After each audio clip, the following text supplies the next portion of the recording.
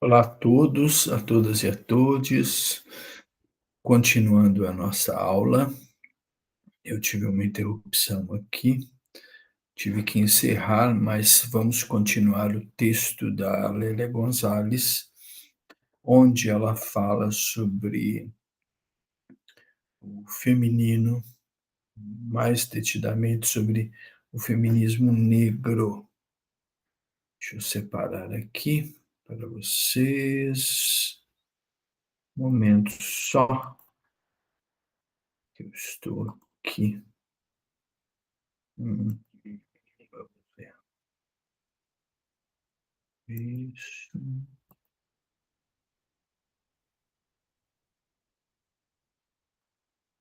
momento.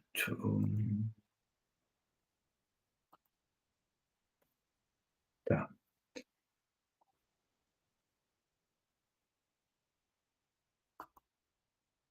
Isto. Eu continuo aqui.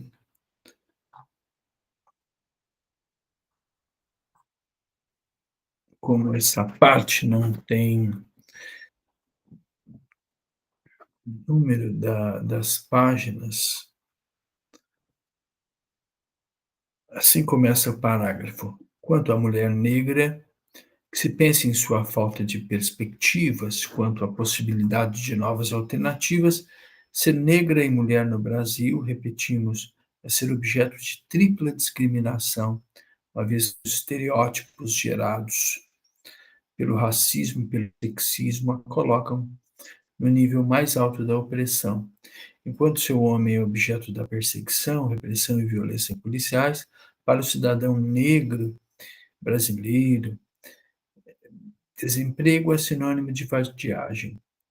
É assim que pensa e age a polícia brasileira. Ela se volta para a prestação de determinados serviços domésticos junto às famílias das classes média e da alta formação social brasileira. Enquanto empregada doméstica, ela sofre um processo de reforço quanto à internalização da diferença, da subordinação, da inferioridade, que lhe seriam peculiares. Tudo isso acrescido pelo problema da dupla jornada que ela, mais do que ninguém, tem de defender. Antes de ir para o trabalho, tem de buscar a água na bica comum da favela, preparar o mínimo de alimentação para os familiares, lavar, passar e distribuir tarefas dos filhos mais velhos, com os cuidados dos mais novos, as meninas, de modo geral, encarregam-se da casa e do cuidado dos irmãos mais novos. Após adiantar os serviços caseiros, dirige-se à casa da patroa, onde permanece durante todo o dia.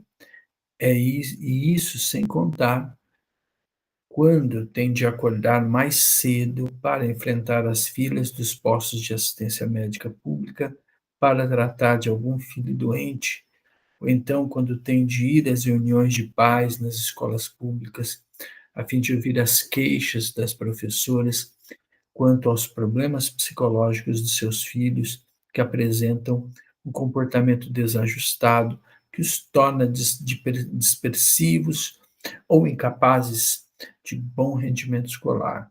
Quando não trabalha como doméstica, vamos encontrá-la também atuando na prestação de serviços de baixa remuneração, refúgios nos supermercados, nas escolas, nos hospitais, sob a denominação genérica de servente. Se atende para as significações a que tal significante nos remete.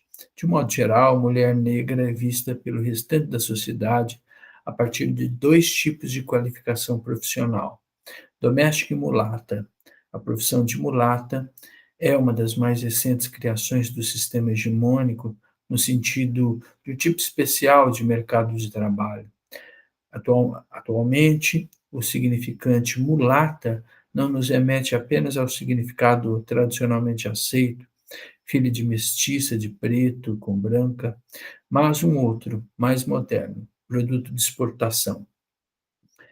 A profissão de mulata é exercida por jovens negras que, no processo extremo de alienação imposto pelo sistema, submetem-se à exposição de seus corpos com o mínimo de roupa possível, através do rebolado, para o deleite do voyeurismo dos turistas e dos representantes da burguesia nacional, sem se aperceberem que elas são manipuladas não só como objetos sexuais, mas como provas concretas da democracia racial brasileira. Afinal, são tão bonitas e tão admiradas, não se apercebem de que constituem uma nova interpretação do velho ditado racista: preta para cozinhar, mulata para fornicar e branca para casar. Terrível isso, não? Em outros termos, são sutilmente cooptados pelo sistema sem se aperceberem do alto preço a pagar e da própria dignidade. A origem de tal profissão se encontra no processo de comercialização e distorção para fins não apenas ideológicos.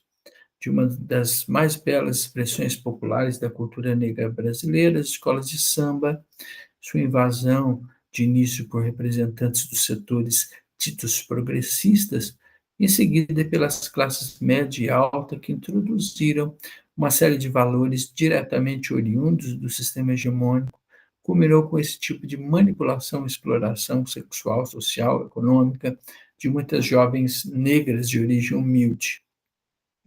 Como a mobilidade social ascendente do negro brasileiro se caracteriza por ocorrer em termos individuais, que se pense no tipo de lavagem cerebral a que ele é submetido.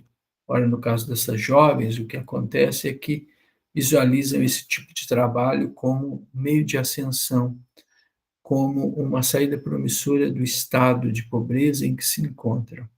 E lá se vão contratadas para se apresentarem espetáculos dançantes nas boates, nos restaurantes finos, nos hotéis elegantes. Uma ou outra consegue se casar com algum turista europeu ou se transforma em manequim de certo renome, mas a maioria acaba por se entregar à prostituição aberta, bebida e outras drogas e termina como estrela dos inferninhos que pululam nas grandes cidades. Pelo exposto, pode-se ter uma ideia mais concreta da mobilidade social ascendente a que nos referimos antes. Bom, então aqui são destacadas duas mulheres, dois tipos de mulheres.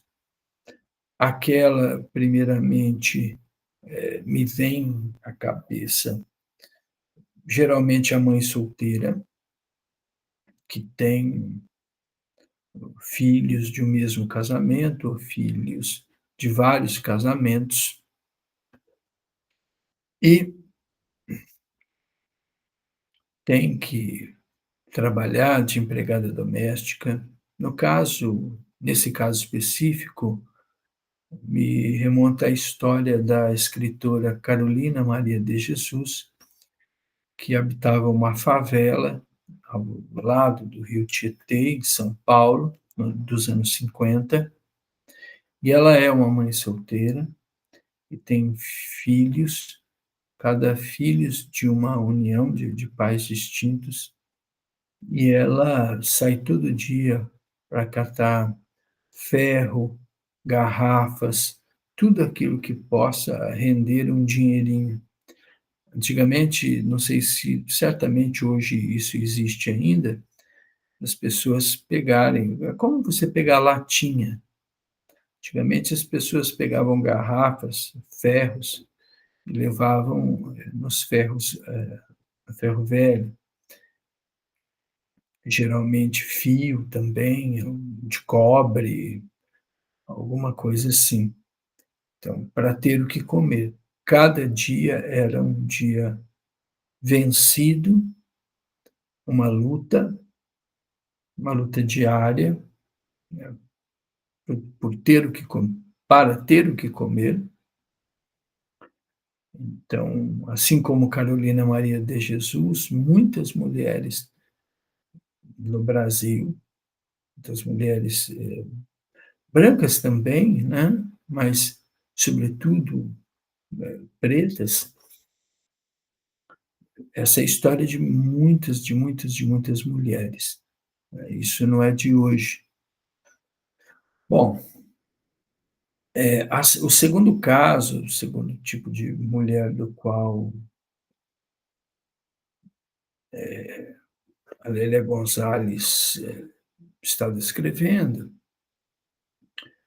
me vem à mente uma outra mulher, que talvez a geração de vocês certamente não conheça, mas se vocês pesquisarem, vocês vão encontrar certamente, que é a figura da Globeleza.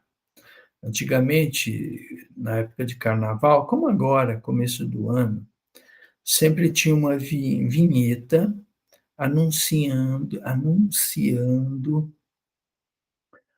o carnaval da Globo, como hoje, assim, carnaval 2025 é na Globo, e o ano se iniciava com a Globeleza, que era uma moça muito bonita, negra, mulher sexy, e que dançava, dançava não, assim, né, sambava com pinturas pelo corpo, e ela era uma espécie de abre-alas, ela quem anunciava que o carnaval estava prestes a começar, na Rede Globo. E é engraçado, porque ela casou com um europeu, não sei se ele era holandês, que era responsável pela abertura das novelas, pela apresentação das novelas. E a apresentação das novelas sempre tinha coisas inusitadas, assim, eram aberturas muito bem feitas, né. Acho que é o Hans Donner. Então ela casou com o Hans Donner, que é um holandês, um cara branco, de olhos claros. Então, quando Lélia Gonzalez me fala dessa segunda mulher, a mulata, que vira um produto para exportação, a sociedade dá esse significado, um significado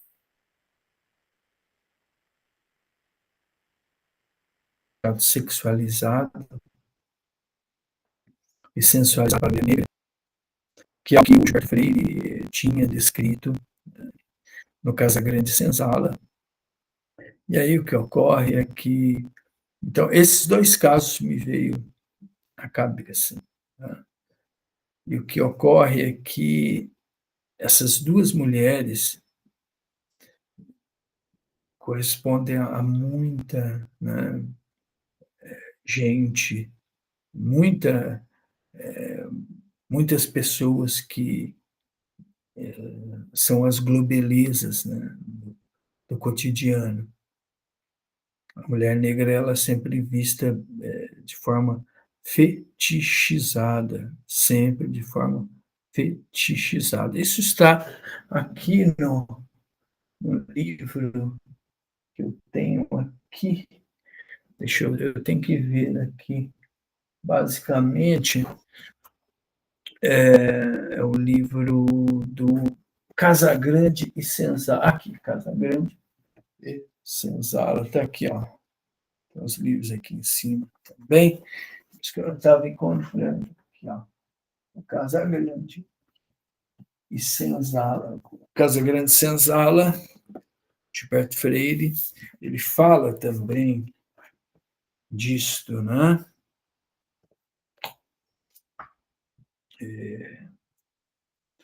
Geralmente na segunda parte ele descreve, deixa eu ver aqui,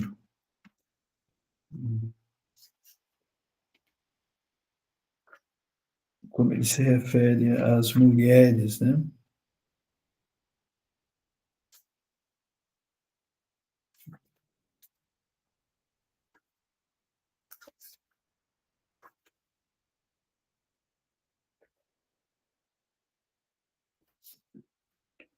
Deixa eu ver aqui.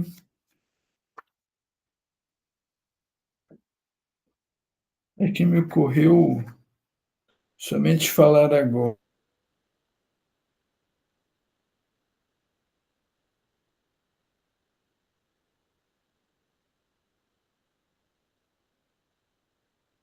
Gilberto Freire faz uma representação,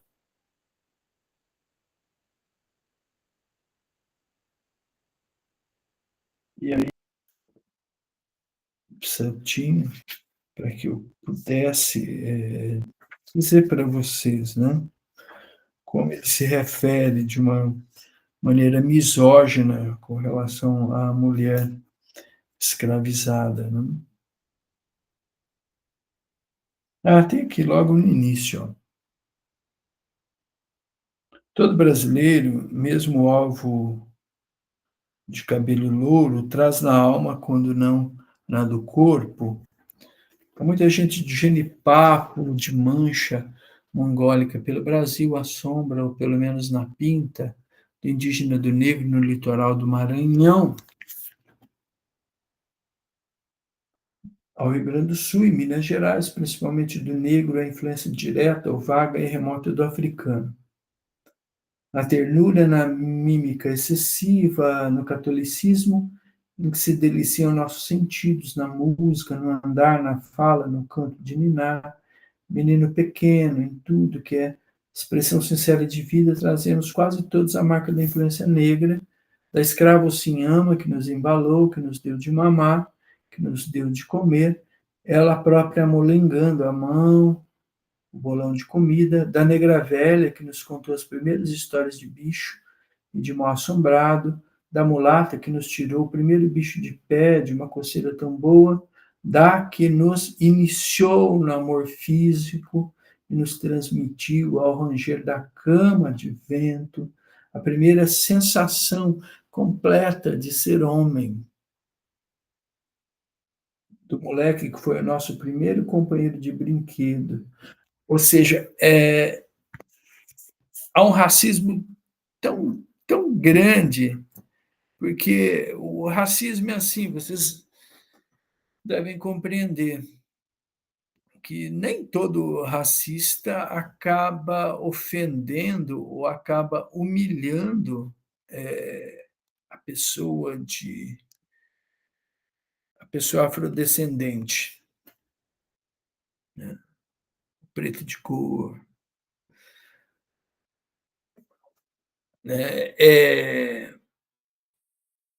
Gilberto Freire, como menino da Casa Grande, há um afeto nessa primeira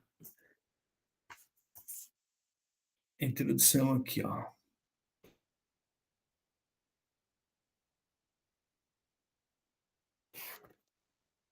Escravo negro na vida sexual e da família do brasileiro. Capítulo é esse.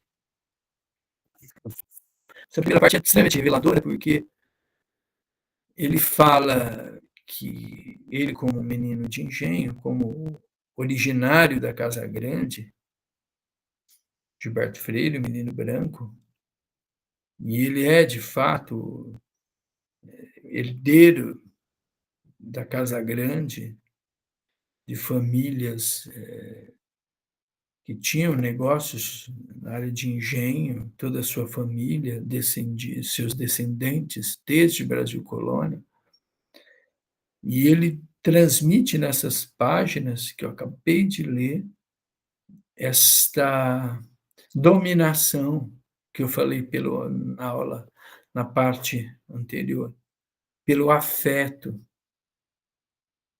ou seja, eu sou lançado ao mundo pela minha ama de leite, pela que eu falei, né, a tia Anastácia, que fazia o doce, ou aqui, ó, ele fala aqui, e ele fala: todo brasileiro, mesmo alvo de cabelo, traz na alma, quando no corpo há muita gente de genipapo, mancha mongólica no Brasil, a sombra, ou pelo menos a pinta do indígena ou do negro, né? Aí ele fala: na ternura, na mímica excessiva, no catolicismo, em que se deliciam nossos sentidos, na música, no andar, na fala, no canto de ninar. Aí ele diz: em tudo que é expresso, sincera, de vida, trazemos quase todos a marca da influência negra, da escrava, Ocinhama que nos embalou, Não, nenhuma escrava, nenhuma senhora me embalou, porque eu não sou originário da Casa Grande. Que nos deu de mamar, muito menos, né, muito menos. Eu era um menino pobre da periferia de São José do Rio Preto, e eu não sou herdeiro da Casa Grande, que nos deu de comer. Ela própria molengando na mão, o bolão de comida. Sabe como é que é? Você coloca a comida na mão e você vai fazendo assim, ó, passando, né, feito um bolinho, sabe. E aí você, de alguma forma, coloca na boca depois, só para engolir. Da negra velha que nos contou as primeiras histórias de bicho e de mal-assombrado, da mulata que nos tirou o primeiro bicho de pé de uma coceira tão boa, da que iniciou no amor físico, no ou seja, é uma relação íntima com as pessoas afrodescendentes, com as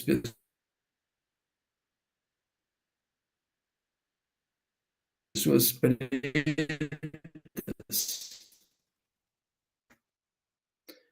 ou seja, elas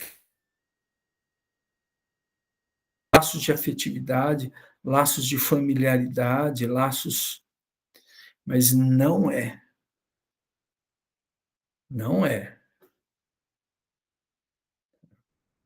Essas pessoas do qual ele descreve aqui não têm o status de igualdade, são pessoas que estão ali para servir.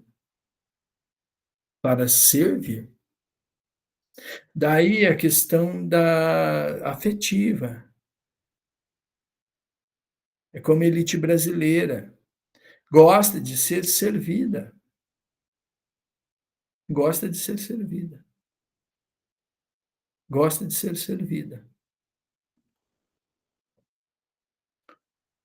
Inclusive, ele coloca: a primeira sensação completa de homem veio da iniciação ao amor físico por uma mulher, pela mulher da senzala, mulher negra, tá. Já houve quem, isso esse eu não li para você, já houve quem insinuasse a possibilidade de se desenvolver das relações íntimas da criança branca com a de leite negra, muito do pendor sexual que se nota nas mulheres de cor, do filho família, dos países escravocratas. A importância psíquica do ato de mamar, dos seus efeitos sobre a criança, é, na verdade, considerada enorme pelos psicólogos modernos, e talvez tenha alguma razão Carl Jung por supor esses efeitos de grande significação no caso de brancos criados por amas negras.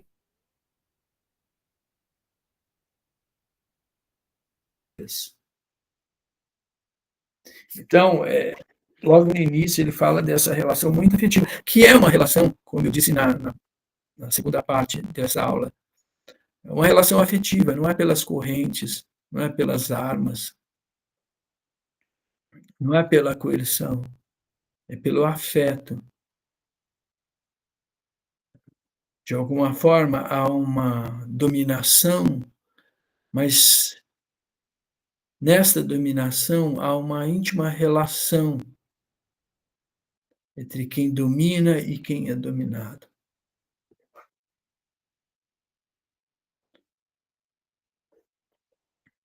Então, quando nós falamos em racismo, não estamos, o racismo não opera assim somente pelas ofensas ou por situações de degradação. O racismo, ele sempre opera em posições sociais.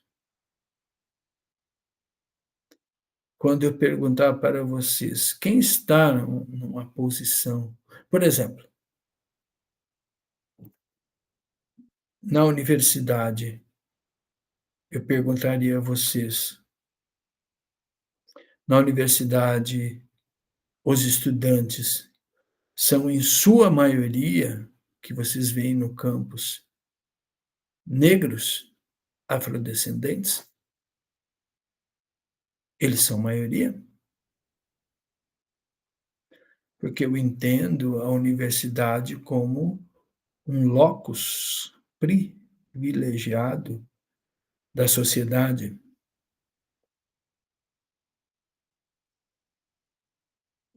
E a juventude negra, a população negra, ela está na universidade,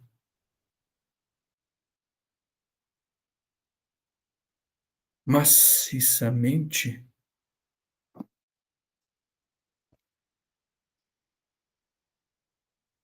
Eh, e outras perguntas, né, que eu posso fazer em relação a isso. Se vocês, viajam de avião, talvez nem todos, alguns, reparem no aeroporto se a maioria são pessoas afrodescendentes. Não. No Congresso Nacional, na Câmara dos Deputados e no Senado Federal, a maioria dos deputados, deputadas, senadores e senadoras são afrodescendentes? Vai, entre os presidentes da república, vocês conhecem algum presidente negro? Temos um, mas que não se reconhecia como negro. O que eu quero dizer é, houve ali o que o Frantz Fanon chama de pele negra, máscara branca, no seu livro, né, fazendo referência ao seu livro, Peles Negras, Máscaras Brancas. Ou seja,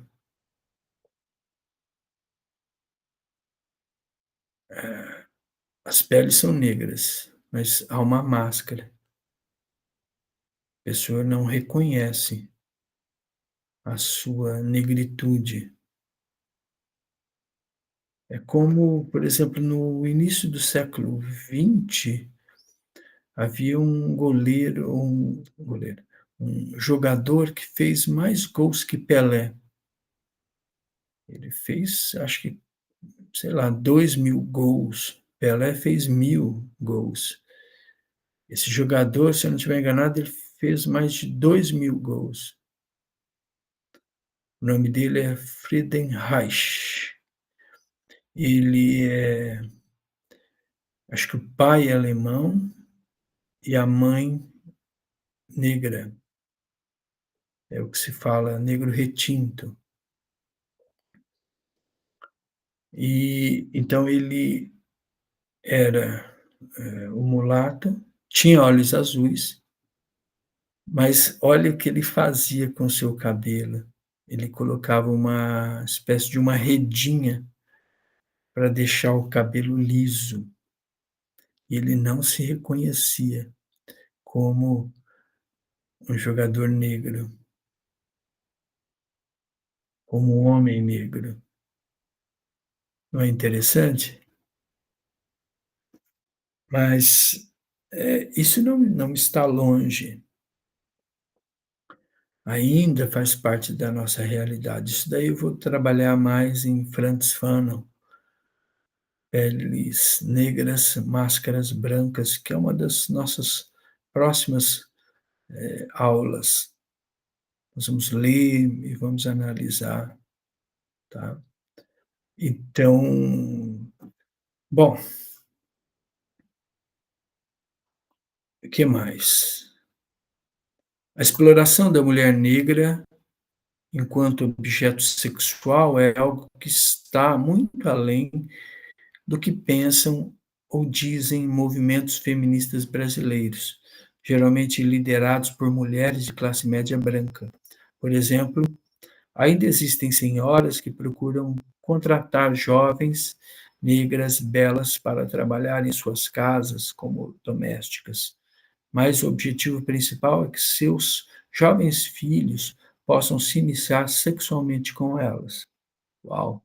Desnecessário dizer que o salário de uma doméstica é extremamente baixo. Com isso, temos um exemplo a mais da superexploração econômico-sexual de que falamos acima, além da reprodução, perpetuação dos mitos divulgados a partir de Freire e da sensualidade especial da mulher negra. É interessante porque isto se refere à, à segunda parte desta nossa aula, quando a formalização das empregadas domésticas. Vocês percebem que a formalização ela é praticamente um abolicionismo no mundo do trabalho, porque ao formalizar essas relações, automaticamente você rompe com essa dominação, porque a relação é uma relação formal, prevista na legislação trabalhista. E é verdade essa coisa da empregada para que ela seja um objeto sexual e que inicie o filho. E quando eu era, bem jovem, nos anos 80, tinha isso. Os meninos da minha idade contavam, né, falavam: "Olha, a minha empregada é uma moça muito bonita", né, e alguns falavam: "Ah, tive uma relação com ela", ou alguém sabia que alguém, eh, que tinha uma relação com a empregada doméstica. Então isso é o que disse Gilberto Freire, que eu li para vocês, está aqui, ó, tá. Da mulata que nos tirou o primeiro bicho de pé, de uma coceira tão boa, da que nos iniciou no amor físico e nos transmitiu, ao ranger da cama de vento, a primeira sensação completa de homem. É isso, é isto. Vocês percebem? É disso que nós estamos falando. Ou seja, aquelas histórias que eu ouvia nas rodas dos meninos quando eu era criança, não sei se isso hoje existe, mas era era comum, né, lá nos anos 80, quando eu era jovem, de ouvir essas histórias, né, de do menino que era classe média, assim, do bairro, era morar numa casa melhor, mas a família tinha condições e contratava uma empregada doméstica, né. E geralmente, mulheres jovens, né. E eu não sei se isso de fato ocorria, mas eu estabeleço essa conexão, né, com aquilo que disse Gilberto Freire, que aí eu sei que ocorria, né, e que é revelado por Lélia Gonzalez, tá bom? Pessoal, eu preciso encerrar. Bom, vamos ver se, já essa parte já está finalizando já. Vamos lá. Inclusive ela coloca aqui: "Para finalizar, gostaríamos de chamar atenção para a maneira como a mulher negra é praticamente excluída dos textos e do discurso do movimento feminino em nosso país. A maioria dos textos, apesar de tratarem das relações de dominação sexual, social e econômica a que a mulher está submetida, assim como da situação das mulheres das camadas mais pobres, não atentam para o fato da opressão racial. As categorias utilizadas são extremamente aquelas que neutralizam o problema da discriminação racial e, consequentemente, a do confinamento a que a comunidade negra está reduzida. A nosso ver, as representações sociais manipuladas pelo racismo cultural também são internalizadas por um setor que, também discriminando, não se apercebe de que seu próprio discurso estão presentes mecanismos da ideologia do branqueamento e do mito da democracia racial. É aquela coisa que eu falo para vocês, se não falei, vai ser comum, vocês vão ver que eu vou falar. Geralmente o movimento, como o movimento feminista, evidentemente, ele possui as suas contradições, é claro. E por isso que eu disse na primeira aula que nós devemos considerar, quando falamos em mulher, deveremos perguntar qual mulher. De que mulher estamos falando? A negra, a branca, a pobre, a rica, a lésbica, a cis, a transgênero, a a mulher asiática, indígena, que mulher nós estamos falando? Porque cada mulher tem uma realidade. E se tratando de feminismo negro, é preciso então, de alguma forma, ver a coisa de forma não homogênea, heterogênea, heterogênea, uma multiplicidade, né, de perspectivas. Então, Lélia Gonzalez nos fala que o feminismo geralmente é dominado por mulheres brancas e elas, dentro do movimento, como são a hegemonia, representam uma hegemonia do movimento, elas não pensam sobre as mulheres negras. Então, por isso que é necessário a categoria do feminismo negro. Tá? Mas se pensar em movimento feminista, ele é uma construção, são, nós devemos entender, como eu falei, de forma heterogênea, né, de que mulher nós estamos falando. Tá? Então, isto eu vou encerrar, porque Lélia Gonzalez é muito extenso. Eu faço um convite a vocês para ler e para refletir sobre. Então, leia o texto. Se for o caso, nós faremos alguns fóruns de debate em reuniões via Google Meet para debatermos sobre essas questões. Vamos ver a disponibilidade de vocês em relação a isso. Mas seria importante fazê-lo.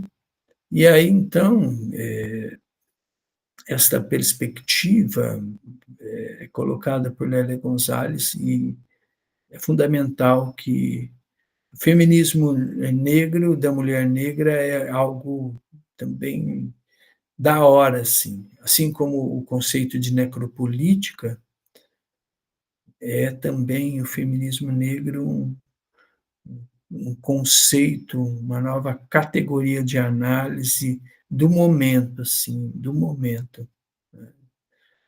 Então, ao discutir necropolítica, ao refletir sobre necropolítica no livro do Achille Mbembe e analisar o feminismo negro descrito por Lélia Gonzalez, vocês têm acesso a duas discussões recentíssimas e que estão aí, fala assim, no hype, no hype. Isso é importante porque nós aprofundamos e, de alguma forma, a nossa disciplina está ligada com as discussões recentíssimas, tá bom? Um abraço a vocês, valeu pela atenção.